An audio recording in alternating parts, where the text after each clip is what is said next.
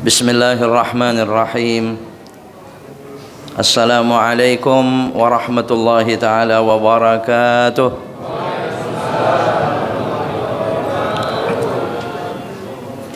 Alhamdulillahi rabbil alamin, alladhi ja'ala hadha ash-shahra shahra Ramadan wa ja'ala shahra Ramadana shahra as-siyam wa ja'ala shahra as-siyama afdal ash-shahri wa sayyid as-suhur. Wassalatu wassalamu ala habibina wa nabiyyina Muhammadin wa ala alihi wa ashabihi wa kulli man tabi'ahum bi ihsanin ila yaumiddin.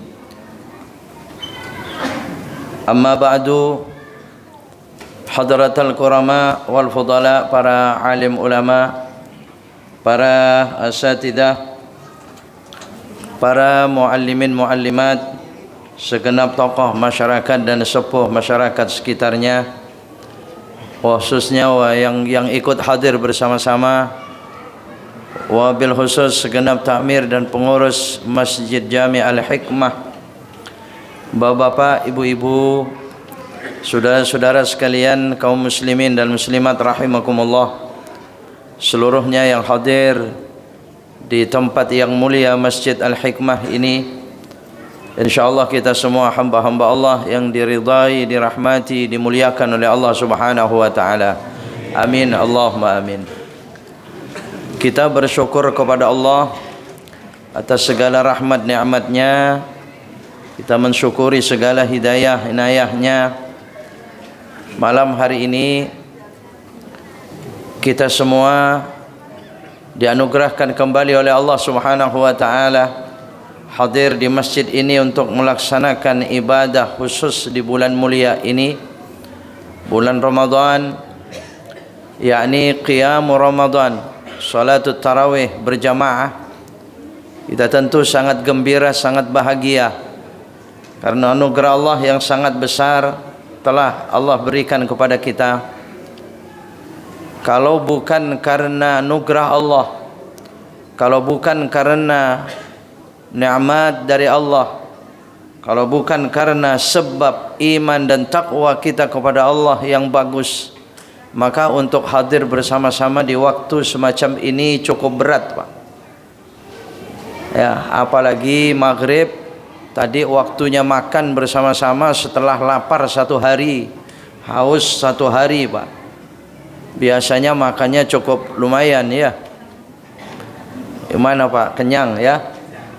Kalau dalam keadaan kenyang, perut penuh itu biasanya ngantuk, segan, berat untuk berangkat ke masjid. Bahkan saya teringat begini Pak, ini kalau sudah 11 ke sana itu, jangankan mau berangkat ke masjid sholat, apalagi subuh berjamaah, ya, makannya saja sudah berat Pak. Ya, sudah ada yang merasa makan itu sudah dipaksa. Makan sahur misalnya, oh itu sudah mulai berat itu. Kalau bukan karena ilmu kita dengan keutamaan sahur, oh rasanya lewat Pak. Mau bangunnya berat, mau makannya berat. Sudah mulai tanya, ini mau makan apa ini? Apa cuman saya yang semacam itu atau sama Pak? Iya Pak. Jadi kalau makan saja berat, apalagi mau berangkat ke masjid. Tetapi yang bikin ringan adalah iman dan takwa kita kepada Allah, kesalehan kita kepada Allah.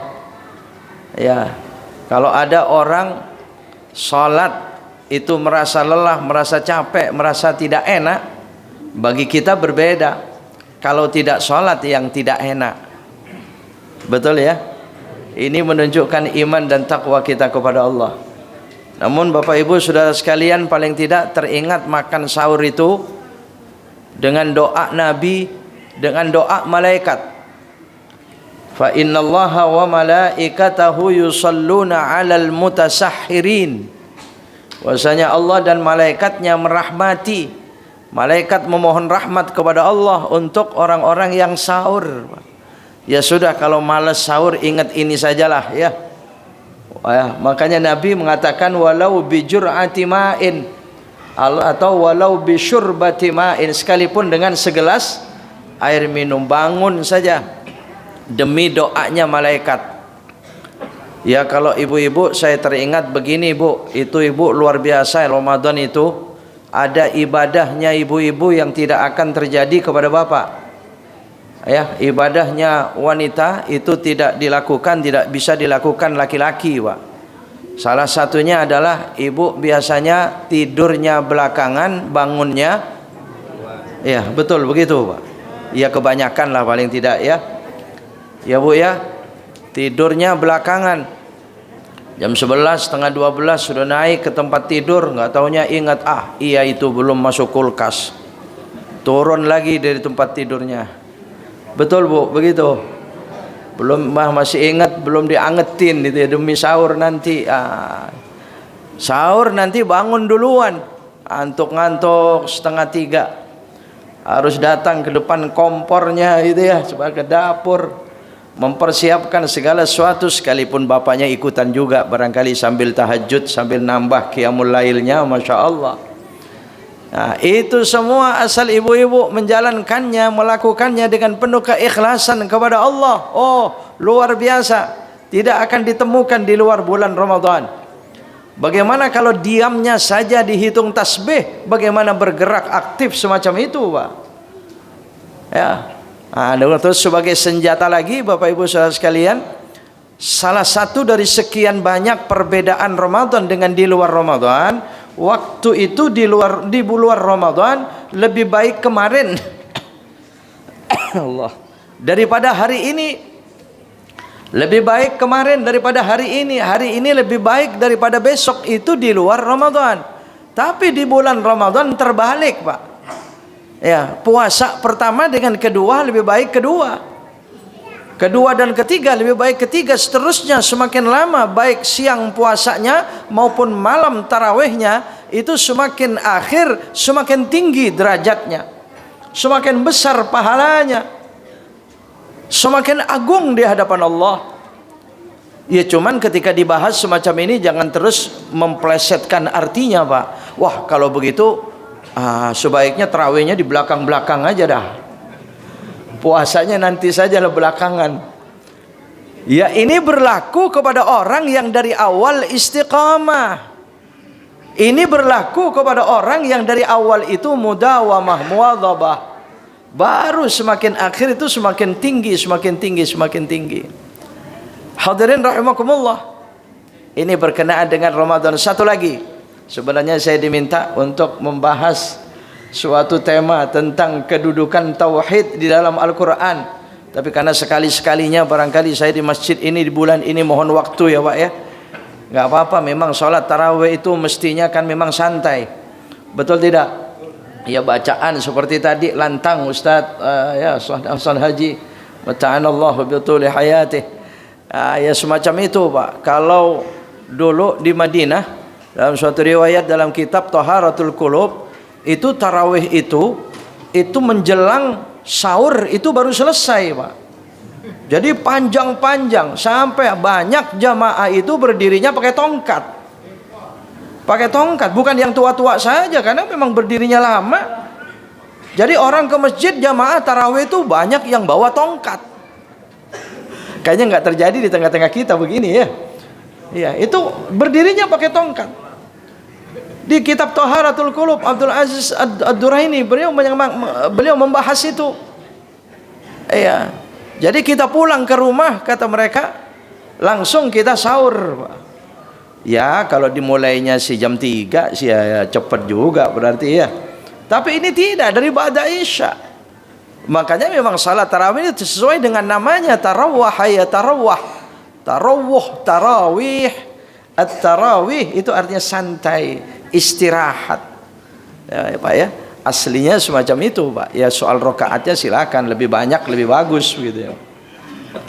Nah, hadirin rahimakumullah, ada ditawarkan oleh Nabi SAW malam Lailatul Qadar itu akan ada malaikat Jibril menyalami kita. Di malam Lailatul Qadar disalami oleh malaikat Jibril. Kita berjabatan tangan dengan malaikat Jibril, Pak. Malaikat Jibril datang menjabati tangan kita. Ya sekalipun mungkin bukan aslinya malaikat Jibril, ya bentuk aslinya yang ditampakkan, Pak. Naudzubillah, wallahu alam ya. Kalau bentuk aslinya yang ditampakkan, ya Allah, malaikat Jibril itu besar sekali. Dunia itu seperti genggaman ini, Pak, langit bumi. Bagaimana aslinya? Lah kalau aslinya ditampakkan kepada kita, kira-kira bagaimana kita, Pak? Ya cuman ketika suatu malam ada orang nyalami kita gede banget gitu ya, terus ditanya, malaikat Jibril ya gitu. Hadirin rahimakumullah. Dan kalau malam Lailatul Qadar itu disalami oleh malaikat Jibril, maka orang tersebut akan dijadikan orang yang raqqa qalbuh, lunak hatinya, wa takthuru dumu'uh, dia akan menjadi orang yang mudah menangis, khusyuk kepada Allah Subhanahu wa taala dalam sujudnya, dalam zikir-zikirnya. Apa itu? Ditawarkan oleh Nabi, fattara shaiman, banyak memberikan makan untuk berbuka puasa. Saya sejak bulan Sya'ban itu sudah banyak menyampaikan hadis ini, wallahu alam, di masjid ini waktu itu. Hadirin rahimakumullah. Oleh karena ya dengan hari-hari yang masih ada di bulan Ramadan, dengan tawaran-tawaran Nabi sallallahu alaihi wasallam, ditawarkan oleh Allah semacam itu supaya kita betul-betul panen yang sebenarnya, mari kita amalkan dengan sebaik-baiknya. Semoga Allah memberikan kemampuan pada kita semua. Amin. Allahumma amin. Hadirin rahimakumullah, ya berkenaan dengan tema kedudukan tauhid di dalam Al-Qur'an. Subhanallah. Ya kajian ini alhamdulillah rasanya panjang ya, tidak akan pernah selesai sekali dua kali pertemuan, karena memang seluruh Al-Qur'an itu tujuannya bertauhid kepada Allah. Diturunkan Al-Qur'an untuk manusia atau agar manusia bertauhid hanya kepada Allah. Ya kita pun telah bertauhid kepada Allah, yang intinya adalah dengan kalimat la ilaha illallah, tiada Tuhan melainkan Allah. Mari kita tanamkan kepada diri kita dengan sebenarnya, Bapak Ibu Saudara sekalian. Bukan hanya menggeleng-gelengkan kepala setiap saat kita berzikir la ilaha illallah, la ilaha illallah. Biasanya kalau orang zikir begitu geleng-geleng kepalanya ya, bergerak-gerak badannya. Bagus, silakan saja dengan kehusyuannya. Tetapi dituntut dengan zikir kita semacam itu setiap saat. Bagaimana bukti kita bertauhid kepada Allah Subhanahu wa taala? Dalam Al-Qur'an tidak kurang daripada 37 kali disebut oleh Allah Subhanahu wa taala dengan kalimat la ilaha illallah dan la ilaha illa huwa. Itu sama. La ilaha illallah, tiada Tuhan melainkan Allah. La ilaha illa huwa, tiada Tuhan melainkan Dia, Allah Subhanahu wa taala. Seperti misalnya dalam surah Al-Baqarah ayat 163, ketika Allah berfirman, wa ilahukum ilahun wahid la ilaha illa huwar rahmanur rahim. Tuhan kalian adalah Tuhan yang Maha Esa, tiada Tuhan melainkan Dia, Ar-Rahman yang Maha Pengasih, Ar-Rahim yang Maha Penyayang. Ini salah satunya di dalam ayat Allah Subhanahu wa taala. Nah, kalau kita membaca ayat kursi, Pak, Al-Baqarah 255, ya, di depannya ayatnya Allahu la ilaha illa huwa al-hayyul qayyum, tiada Tuhan melainkan Dia, Allah Subhanahu wa taala. Yang ayat kursi itu sendiri, Pak, satu ayat itu semuanya isinya tauhid kepada Allah Subhanahu wa taala. Dalam ayat kursi itu ada 10 macam tentang Allah. Siapa Allah Subhanahu wa taala?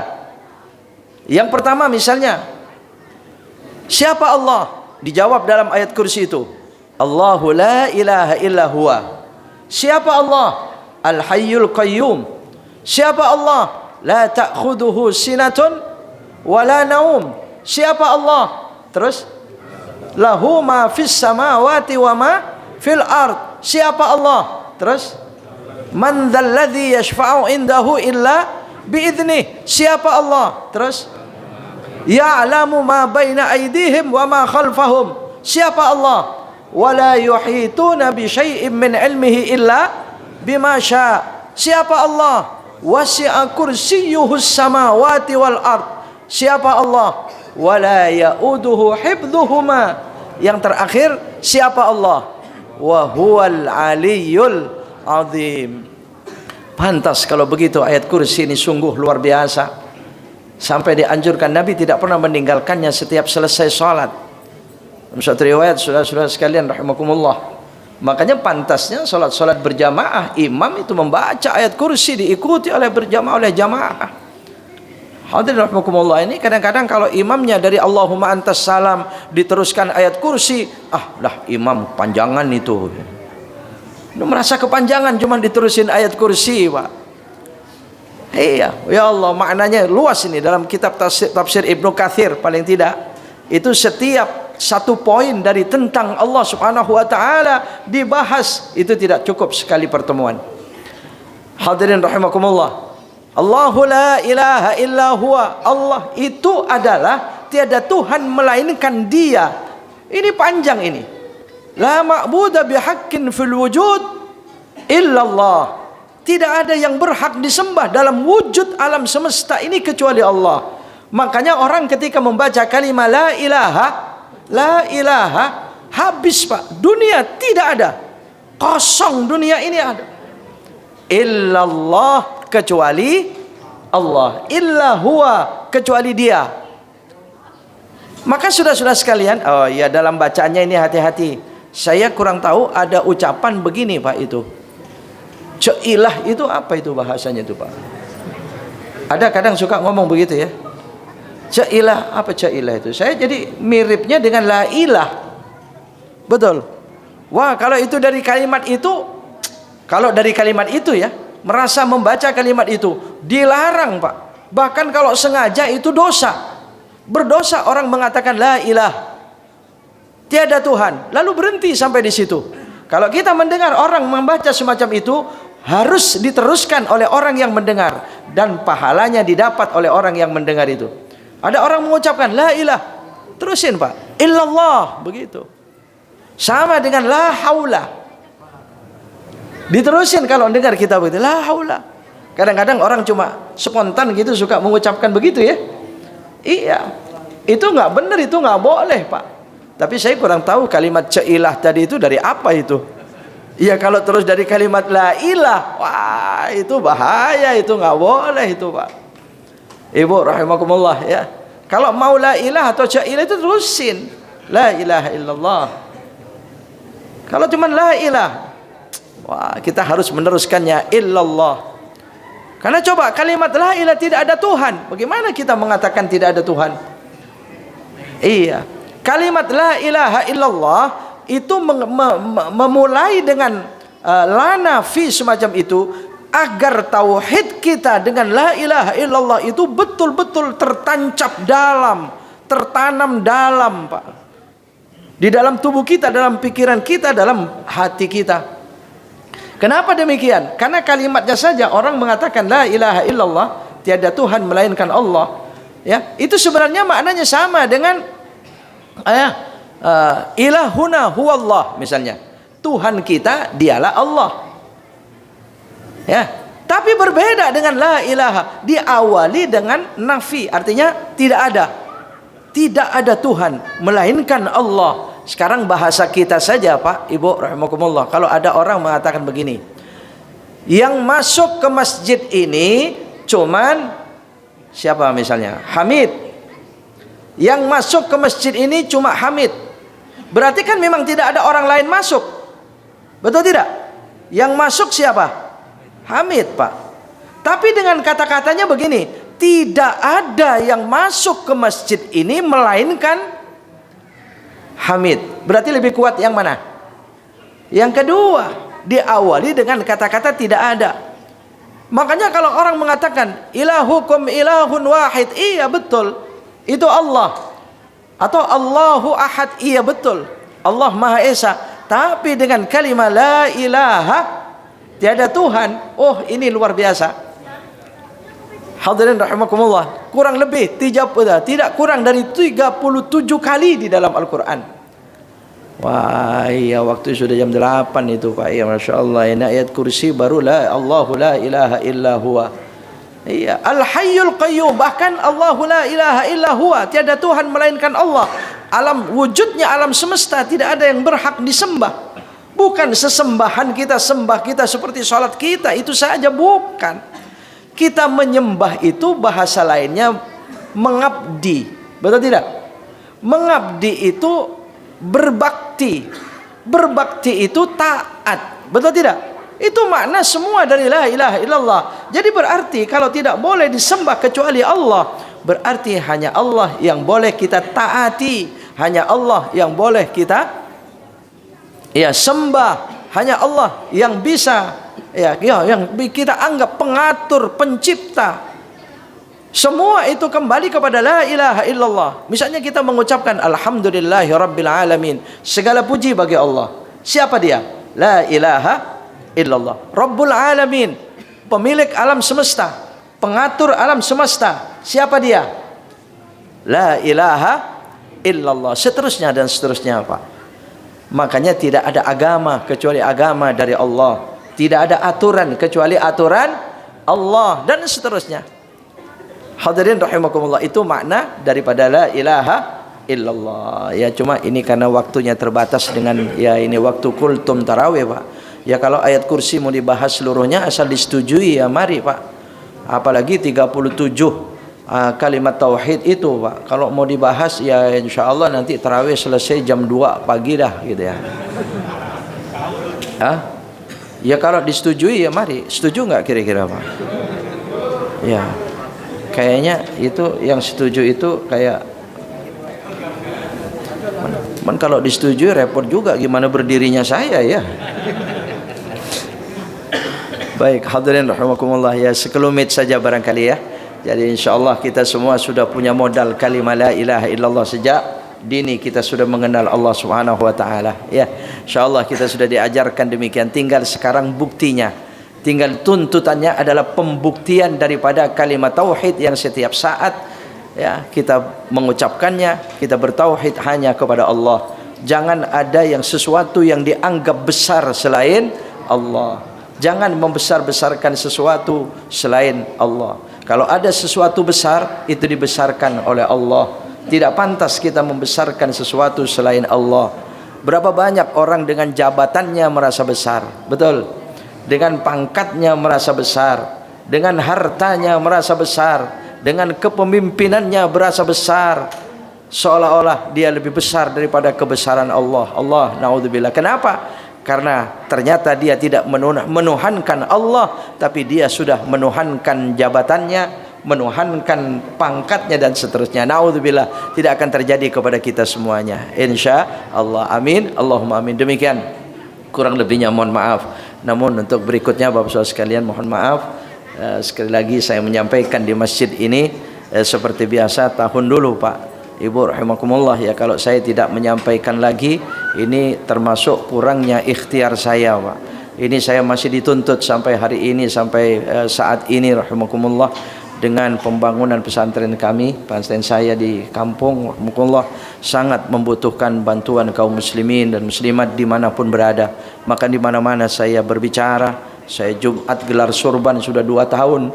Hadirin rahimakumullah. Jadi amal jariah, sedekah jariah Bapak Ibu selama ini yang dititipkan ke saya sudah jadi 8 lokal di sana dan sudah dipakai. Taqabbalallah, semoga diterima oleh Allah Subhanahu wa taala menjadi sedekah jariahnya yang terus mengalir pahalanya. Namun masih ada PR 10 lokal lagi di lantai 2 dan lantai 3, Pak.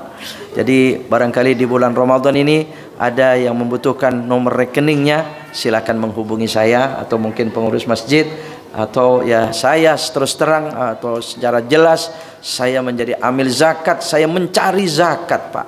Jadi sebagaimana ayatnya di dalam Al-Quran, saya tidak segan-segan dan saya tidak akan berat menyampaikannya, karena bukan semata untuk saya, bahkan saya numpang kepada Bapak Ibu Saudara sekalian pahalanya.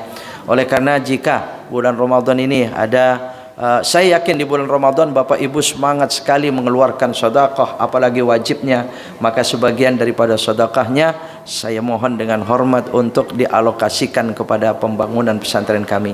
Kalau dititip kepada saya ya berarti saya amilnya, jadi tidak salah Pak, bukan berarti langsung kepada bangunannya, bukan Pak, tapi tetap kepada asnafus tsamaniyah, kepada 8 golongan yang berhak menerima zakat itu. Jadi tidak salah hadirin rahmakumullah, karena ini suka menjadi pertanyaan. Oleh karena itu sekali lagi mohon keikhlasannya dengan sedekah jariyahnya, zakat dan sebagainya untuk dialokasikan ke pesantren kami Darut Tauhid yang sedang Yayasan Al-Ghazali yang sedang membangun madrasah Miftahul Ulum. Semoga Allah Subhanahu wa taala membukakan pintu rezeki kita semuanya luas-luas, khususnya di bulan Ramadan, dan Allah Subhanahu wa taala menjadikan wasilah perantara segala hajat dan doa kita diijabah oleh Allah tabaraka wa taala.